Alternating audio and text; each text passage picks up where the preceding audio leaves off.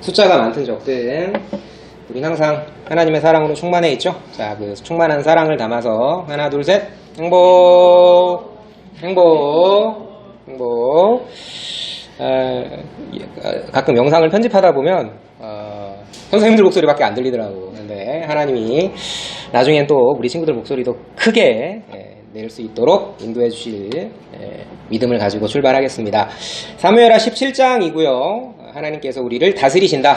자, 우리 지난 시간 이 세 가지였죠. 왕좌에서 다윗은 타락했지만 언약대로 쫓겨난 야전들과 전쟁터에서 다시 믿음이 빛을 발하는 그 모습을 오늘 살펴보기 전에, 그래서 이제 실제 뉴스에서 CCTV가 보고 있다가 물론 개인의 프라이버시를 침해하기도 하지만 또 한편으로는 불편하기도 하지만 이게 있기 때문에 많은 범죄가 예방이 되고, 그래도 범죄자들도 이렇게 하려고 하다가 저게 있으니까, 또 욱하려고 하다가 저게 날 보고 있으니까 좀 자제하도록 하는, 스스로 좀 절제하도록 하는 범죄 예방 효과가 있더라.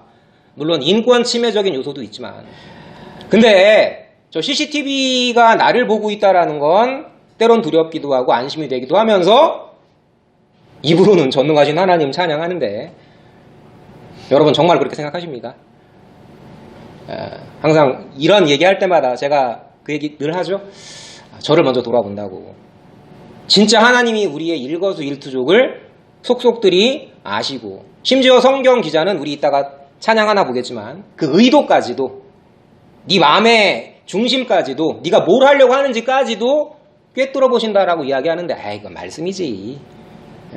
모세가 80세에 지도자가 된 건 말씀이지. 아니요, 여러분. 집에 가서 할머니 할아버지한테 말씀하세요. 성경대로 믿는 믿음은 80세가 되어서 새롭게 인생을 출발하는 거라고. 아멘입니까? 저는 아멘이에요, 진짜. 말씀대로 믿는다라는 건 우리에게 진짜 힘을 주는 건데, 정말 하나님이 보고 계신다고 믿으면 뭐가 두려워, 뭐가 겁나고, 내가 한 대 맞아도 하나님이 나중에 복수해 주실 텐데, 이런 믿음이 좀 저희에겐 필요한 거죠. 자, 우리 세 줄 한번 읽어볼까요? 시작. 평안케 하리라 언약하신, 짙고 정하고 뚫어보시는 하나님이 마음과 상황들을 다스리신다. 자, 이 내용을 생각하면서 우리 아까 읽었던 말씀이었습니다. 아히도벨과 후세가 지금 맞붙은 상황인데, 여기 이제 좀 만화컷이 좀 작지만 지금 이 아히도벨이라는 사람은 최고의 책략가고요. 이 사람이 이제 다윗은 지금 그 광야 나루터라고 해서 요단강을 건너가지고 도망가기 직전인데 무슨 약속을 했어요? 그 두 제사장들을 들여보내면서 너네들이 나한테 이 나루터로 기별을 하면 내가 움직이겠다, 이렇게 약속을 한 상황이죠. 그리고 지금 그 사독과 아비아달 두 제사장은 지금 예루살렘 성 안에 들어가 있고, 그 아들들 둘이 지금 연락책으로 기다리고 있는 상황입니다. 자, 대충 이해가 되시죠? 그런데 이제 이때 아히도벨이, 저는 정말 왜 이 사람을 최고의 책략가라고 했는지 역사를 보면 알 수 있어요. 역사에서 보통 작전이 실패한 경우는 미적미적대다가, 여러분 혹시 그 사육신 사건 아시죠? 사육신. 그 단종을 다시 왕의 자리로 복위시키고자 했던 그들의 계획이 왜 실패해요? 여론검이 빠져라라는 명령이 있었어도 그때 움직였어야 되는 거예요. 나중에 성산문이 그걸 이제 유흥부에게 이제 비난 아닌 비난을 하지만, 또 뭐 쿠데타인지 뭐 혁명인지 말은 많지만 어쨌거나 5.16 정변이 성공할 수 있었던 배경 중에 하나도 박정희 소장이 신속하게 핵심 포스트를 장악한, 이게 이제 관건이었던 거죠. 요는 뭐냐면, 역사에서 어떤 정변이, 정치적인 변화가 성공하는 제일 요건은 신속 정확성이에요. 그리고 헤드를 장악하는 거. 뱀이 있다면 뱀의 머리부터 진뭉개면 나머지 몸통과 꼬리는 힘을 잃죠. 이걸 아히도벨은 정확히 알고 있었던 사람이고 그 조언을 합니다. 어떻게 하냐면, 정예병, 여기 써놨죠, 제가 12,000명을 내가 뽑겠습니다. 제가 싸우러 나가겠습니다. 이건 자신 있다는 거야. 다윗이 어디로 갈지 다윗의 수하들이 어떻게 움직일지 지금 이미 민심은 압살롬 왕 당신께 돌아섰고 다윗만 잡으면 끝납니다. 이게 정답이죠. 다윗만 죽이면 끝난다. 내가 싸우러 나가겠다. 다 그 사람의 말을 옳다고 여겼어요. 다윗은 죽는 거야 이제. 끝나는 거고. 그럼 뭐가 문제가 되는 겁니까? 세 가지 언약. 내 이름을 존귀케 하리라. 너를 대적으로부터 평안케 하리라. 내 나라를 영원히 견고하게 하리라는 이제 빠이빠이 되는 거야. 자, 근데 이때 묘한 제안을 해요. 야, 아이도벨 네 제안이 정말 탁월한데, 야, 그래도 혹시 우리 안전 장치로 한번 다윗의 친구였던 그리고 이제 우리 쪽으로 돌아선 후세 이야기를 들어보자라고 누가요? 압살롬이 제안을 해요. 물론 이 후세라는 사람이 달변이었고 아주 그 문학적인 서사가 탁월해요. 무슨 뭐 단부터 부엘세바까지 군대를 다 몰아서 왕이시여 저 바다의 모래알 같은 군대를 모으셔서 다윗이 어느 성에 숨어 있으면 그걸 줄로 메어가지고 강바닥에다가 던지듯이 왕의 위엄을 과시하시라. 이런 욕구를 충족시켜주기도 하지만 포인트는 뭐야? 다윗이 동굴에 숨으면 우리 쉽게 잡지 못한다. 나섰다가 만약에 왕의 군대가 패하기라도 하면 소문내기 좋아하는 백성들이 압살롬 군대가 졌대. 이런 말을 하게 되면 사기가 꺾인다. 핵심은 뭐예요? 여기 제가 첫째 줄에 써놓은 것. 옛날에 다윗이 사울의 창에 쫓기면서 아둘람굴 등등등 많은 굴 속에서 수치의 세월을 보냈던 그 수치스러웠던 역사가 도움이 되는 거예요. 다윗은 뭐의 달인이다? 동굴 숨기의 달인이다. 과거에 다윗이 겪었던 그 수치스러운 역사.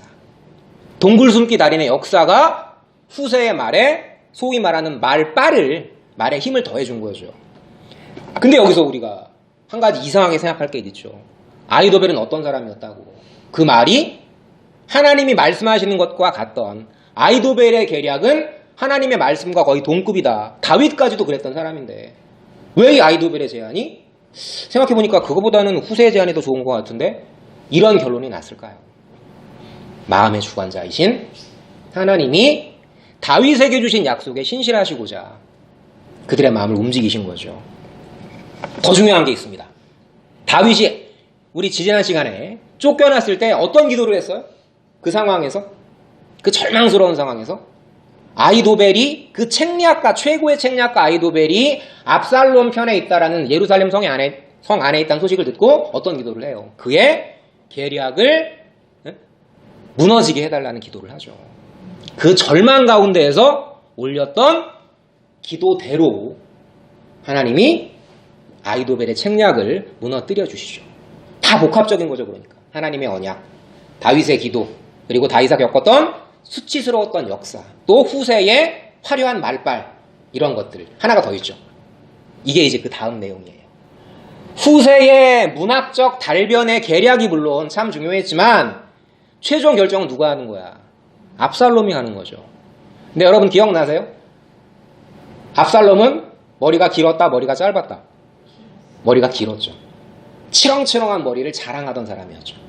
소위 허영기가 있던 사람이었어요. 어떤 말에 넘어가요? 왕이시요? 단은 이스라엘 제일 북쪽 끝입니다. 브엘세바는 제일 남쪽이에요. 우리로 치면 할라부터 백도까지 모든 군대를 휘몰아서 일거에 쓰러뜨리시면 충분히 왕이 승산이 있다. 긁어준 거죠. 근데 정확하게 생각을 해야죠. 지금 이 후세라는 사람은 자기가 싸우러 나간다고 한 사람이야? 왕더러 싸우러 나가라고 한 사람이고, 이 아이도벨은 자기가 직접 12,000 정예병사를 데리고 나가겠다라고 한 사람이면 당연히 후세보다는 아이도벨이 더 압살롬을 생각하는 사람이 맞죠. 근데 허영심에 빠지면 왕이시여 다 휘몰아가지고 한 번에 쓸어버리십시오. 왕이 최고입니다. 이러면 이제 이런 판단에 빠지게 되는 거예요. 자, 그리고 이제 이 멸망의 길에 여러분 나중에 다윗이 돌아왔을 때 압살롬과 협력했던 사람들 어떻게 했을까? 다 이거잖아. 자기네들이 죽을지도 모르고 아이도벨의 계략보다는 후세의 계략이 더 낫다. 그 마음 누가 주관하셨다고요? 하나님께서. 자, 그래서 우리 이거 한번 체크해보고 넘어가죠. 다윗의 몰락과 무관히 언약에 신실하셨던 여호와는 내 이름을 존귀케 하리라. 두 번째, 이게 포인트죠. 오늘 대적에게서 너를 평안하게 하리라. 네가 어디를 가든 내가 함께 있을 거야. 네가 폭망한 때는 빼고, 아니 오히려 네가 더 폭망했을 때 내가 너랑 함께 한다라는 걸 보여줄게.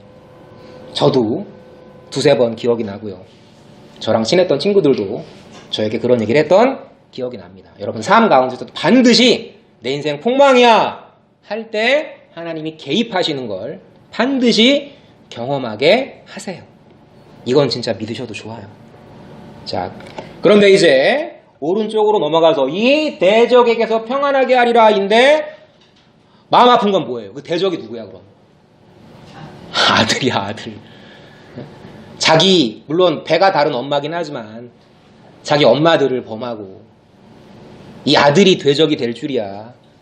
꿈에도 몰랐던 거죠. 뭘 꿈에도 몰라. 우리 역사에서도 많이 보잖아요. 수나라 양제 어떻게 왕이 됩니까? 고구려를 침공해 왔던 자기 아버지 죽이고, 사실 죽이잖아. 자기 아버지 여자까지 뺏어버리고. 그게 정권이죠. 정치가 그런 겁니다. 여러분 평범하게 사는 게 어떤 땐 제일 좋은 거예요. 자, 후세를 불러들였다. 아히도벨을 무시했다. 그 압살롬의 허영심, 그 멸망길들, 그 모든 마음들을 주관하신 것, 이것은 여호와께서 대적 압살롬에게 재앙을 내리려 하셔서, 목적은 뭐예요? 대적에게서 평안케라는 언약에 신실하시고자 대적 압살롬을 재앙으로 때리시려고 아히도벨의 성경에 명확히 나와 있어요. 좋은 계략, 이게 맞다는 거야. 그런데 최고의 똑똑한 사람도 왜 히틀러가 덩케르크에서 그냥 밀어버리면 끝나는 건데 왜 며칠을 주저했을까? 몰라요. 6.25 때 우리나라 사실은 망하는 거 맞거든? 근데 구소련, 구러시아, 소련이 그 상임안보리에 사람을 안 보내요. 만약에 소련이 거기 사람 보내가지고 우리는 사우스 코리아로 유엔군 보내는 거 반대한다. 그랬으면 7월 1일 날 부산에 상륙 못하는 거야. 그거 누가 주관하세요? 그거 누가 주관하시는 거예요? 소련이 그럼 바보 같은 판단을 해? 히틀러가, 그 똑똑한 히틀러가 그렇게 바보 같은 판단을 합니까? 연합군이 살아있어야 미국의 복음이 살아있으니까. 남한이 살아야, 사우스 코리아가 살아야 너네들이 지금 하나님 찬양하고 이 자리에 앉아있을 수 있으니까. 역사의 주관자는 하나님이시고 이때도 물론 주관하셨고 여러분 삶 가운데서도 주관하신다고. 성경에는 우리 명령하셨음이더라 라고 되어 있는데 옛날 성경에는 작정하셨음이더라 라고 되어 있어요. 작정이라는 말은 우주 만물을 지으시고 그 우주 만물의 별 하나의 움직임까지도 하나님이 정해 놓으셨다. 여러분 이 목성이라는 큰 그 공 안에는 지구가 한 1300개 들어가요. 근데 그거 아세요 혹시? 목성이 있기 때문에 지구를 향해 날아드는 수많은 별똥병들, 그 유성들이 목성에 걸려가지고 목성의 중력에 끌려가지고 사라지거나 토성 알죠? 요거 회오리 바퀴? 토성의 그 중력에 끌려들여가지고 우주 밖으로 나가버리거나. 지구를 위해서 하나님이 몇 중 안전장치? 2중 안전장치를 두신 거. 우주를 보세요 여러분. 지구를 지키시는 하나님이 여러분을 안 지키겠어요? 다윗을 지키셨던 하나님이 여러분 안 지키시겠느냐고. 이게 믿음입니다. 작정하셨습니다. 작정하셨기 때문에 꼼꼼하게 살펴보신다고. 그 얘기가 오늘 말씀의 핵심입니다. 자, 우리 읽지 않았던 내용이지만 여기 얘기 한번 마무리해보죠. 어떻게 됐느냐? 후세가 직접 사람을 보낸 게 아니라 그 사독과 아비아달 두 제사장에게 가서 지금 상황이 급하다. 왕이 지금 당신네들의 연락을 기다리고 계실 테지만 빨리 지금 군대를 움직여야 한다. 왜? 아히도벨이 그렇게 만만한 사람이 아니야. 요즘 한 사람이 기다리고 있는 아들들 연락책에게 가는데 그 얘기를 어떤 한 청년이 들어요. 그래가지고 압살롬에게, 아히도벨에게 전달하게 되고 이제 이 두 사람을 잡으려고 쫓아오는데 그 여인 하나가 그 우물 속에 이 두 사람을 숨겨주고 그 위를 이렇게 가려주고, 그리고 이제 그 압살롬의 군대들이 다른 데로 간 다음에 우물에 숨어있던 그 사람들이 빠져나와서 지금 다윗에게 이 이야기를 하는 거야. 빨리 지금 오늘 밤을 넘기지 마시고 새벽을 세워서라도 빨리 요단강을 건너셔야 합니다. 이제 그 이야기대로 요단강을 건너게 되고 이제 아히도벨은 깨달은 거죠. 뭘 깨달아요?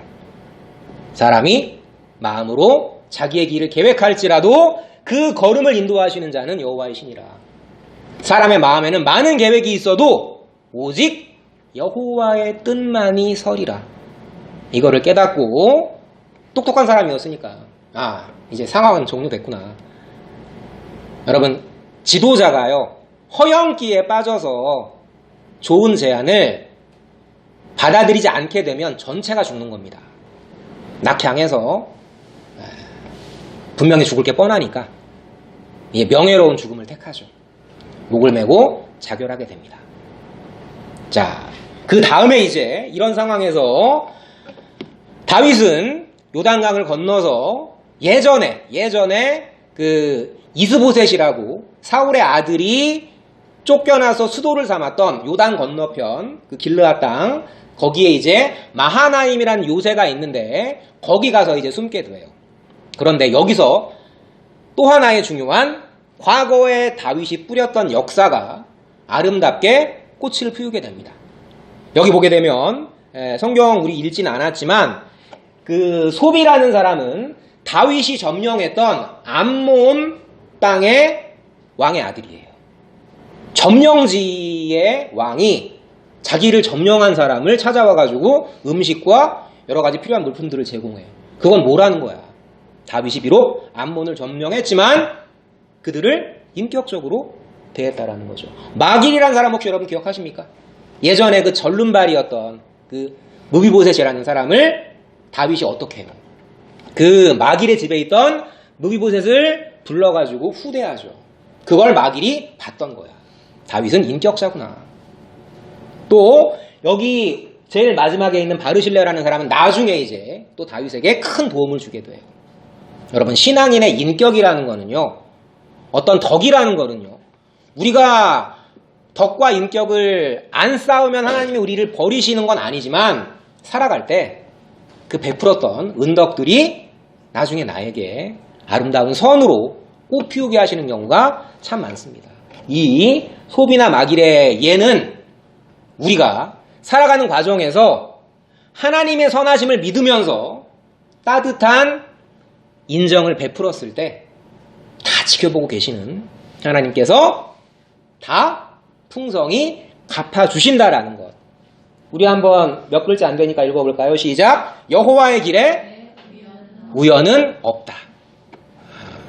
제가 존경하는 어느 목사님의 책 제목이지만 이 말은 참 명문 같아요. 하나님이 인도하시는 길 가운데에서 단 하나의 우연도 없습니다. 다윗이 그토록 수치를 겪으면서 동굴을 전전했던 역사가 후세의 말발이 먹히게 했던 배경이 되고요. 그 어려운 상황에서도 다윗이 많은 사람들을 챙겼던 그 모습들이 블레셋 600용사가 따라오고 이 마길이 다윗을 여기 마하나임 성에서 후대하게 되는 배경이 됐던 거죠. 다윗이 이런 배경에서 이제 시편 33편을 노래했던 거죠. 여호와께서 하늘에서 굽어보사 모든 인생을 살피시며. 여러분 잘 읽어보세요. 그는 그들 모든 사람의 마음을 짚고 팔짱 끼고 알아서 잘 돌아가 우주야 이렇게 하시는 분이 아니라 토성의 움직임을, 목성의 움직임을 관찰하시고 지구를 지키시는, 그 모든 마음을 지으시고 만물을 지으시고 그들이 하는 일을 굽어 살피시는 자다. 요 단어는 다른 단어입니다. 굽어가지고 보고만 계신 게 아니라 그것을 다 하나하나 이해하시고 하나하나 다 꿰뚫어 보신다라는 의미가 있어요. 그 마음의 모든 의도와 중심까지도, 아히도벨의 의도까지도, 압살롬의 의도까지도. 그래서 다윗이 제일 마지막에 이 이야기를 유언처럼 솔로몬에게 남겼던 겁니다. 아까 그 시편의 맥락에서, 이런 역사적인 맥락에서 여호와의 작정을 생생히 경험한 다윗의 회고입니다. 짙고 정하시고 꿰뚫어 보고 계셨더라. 나는 막막했는데, 나는 마하나임 성에서 막막했는데 하나님이 이 부족한 죄인이 과거에 뿌렸던 은혜의 씨앗들을 풍성한 수확으로 갚아주시더라. 내 아들 솔로몬아, 너는 내 아버지 하나님을 알고 온전한 마음과 깊은 뜻으로 그냥 섬기라는 게 아니에요. 이유가 있다는 겁니다. 아버지가 인생을 살아봤는데 하나님께서는 있잖아, 모든 마음을 감찰하사 모든 의도를 아시더라. 꿰뚫어 보시고 보호해 주시고, 그리고 가장 완전한 길로 내 왕위를 지켜주신 하나님이 아들 너의 왕위도 지켜주실 거야. 그런즉 이제 너는 삼갈지어다. 지금 솔로몬에게 하는 말이죠. 여호와께서 너를 택하여 성전의 건물을 건축하게 하셨으니 그러니까 힘써 행할지니라. 힘써 행하기도 했는데 나중에 솔로몬은 어떻게 되죠? 솔로몬이 왕 된 다음에 제일 먼저 한 일 중에 하나가 뭐예요? 애굽으로 가서 말 사들인 거, 애굽 여인과 결혼한 거, 정치적으로 계산한 거. 그런 솔로몬을 하나님이 버리셨나요? 아니었어요. 평안케 하리라 언약하신 짙고 정하고 뚫어보시는 하나님이 마음과 상황들을 다스리시면서 나는 너의 하나님이 되고 너는 내 아들이 되리라. 너는 나의 백성이 되고 나는 너의 하나님이 되리라. 이 언약에 신실하셔서 그 어리석었던 솔로몬을, 비록 나라가 반쪽으로 갈라졌지만 많은 고통을 겪고 이스라엘 역사가 풍상을 겪지만 하나님은, 언약에 신실하신 하나님은 이스라엘 나라를 끝까지 지켜서 포로 70년 만에 돌아오게 하셨고, 여러분의 인생도 포로처럼 끌려가도 반드시 원래 모습으로, 아니 더 아름답게 회복하실 거라는 걸 저는 믿습니다. 기도하고 마치도록 하겠습니다. 하나님 감사합니다. 너의 이름을 내가 존귀하게 만들어 주리라. 모든 대적으로부터 너를 내가 평안하게 하리라. 너의 나라를, 너의 지금 밟고 있는 그 땅을, 너의 지금 걷고 있는 그 걸음을 내가 영원한 나라로, 내 천국으로 너를 인도하리라. 그 언약에 신실하신 하나님이 의심하고 또 의심하는 저희를 위로하고 안심시키시고자 그 성경의 많은 내용들을 통해서 우리 이름을 존귀케 하시고 우리를 평안케 하시고 우리를 영원히 인도하신다라는 말씀을 오늘 부족한 종의 입술을 통해서 나누게 하시니 하나님 아버지 참으로 감사합니다. 우리가 진정 하나님께서 우리를 CCTV보다 더 정밀한 눈으로 보고 계시고 CCTV가 보지 못하는 마음의 의도까지도, 또 우리 앞으로의 모든 길까지도 이미 정해놓으셨다라는 이 믿음이 나를 게으르게 하고 나를 합리화하게 하는 것이 아니라 더 하나님의 그 선하심을 믿고 맡기고 의지하며 용기 있게 걸어갈 수 있는 힘이 되도록 역사하여 주시옵소서. 우리 친구들 한 주 동안 형통 가운데 자만하지 않고 고난 가운데 좌절하지 않으며 하나님이 정하신 길 믿고 용기 있고 당당하고 겸손하게 살아갈 수 있도록 지켜주시옵소서. 우리를 사랑하시는 예수님 이름으로 기도드렸습니다. 아멘.